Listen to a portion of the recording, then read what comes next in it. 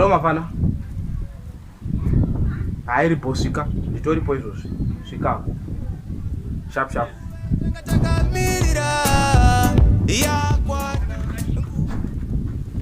Adi.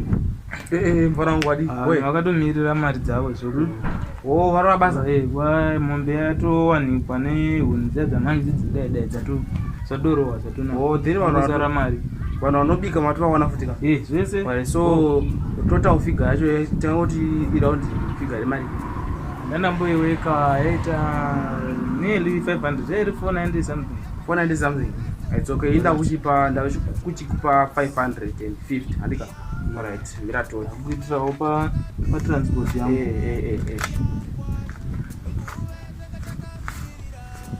550. Sampana wangu yawa yangu. Mari yako nde ine. Komdara munhu pamanhingi sezvo. Munhu pamabondi sezvo. Mfana wangu pakanzi kudika paverenga tu pakachi. Reserve Bank of Zimbabwe. Kewo ngwachida ndikupe mari ipi.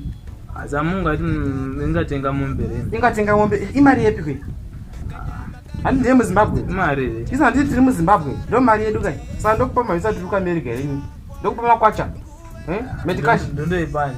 Chero kombe kwani. Kana munhu ashanda basa ari muZimbabwe nika. Ndeka unompa mari muZimbabwe. Ati kwa 500 ndiwo azvitaura. Hamenako indozati basa rangu ratofamba. Inanopa vanhu. Come on. Ndaro izvo. Kuda ndindira kusuka kumwedzi kuriko. Varungu vatisa kumateu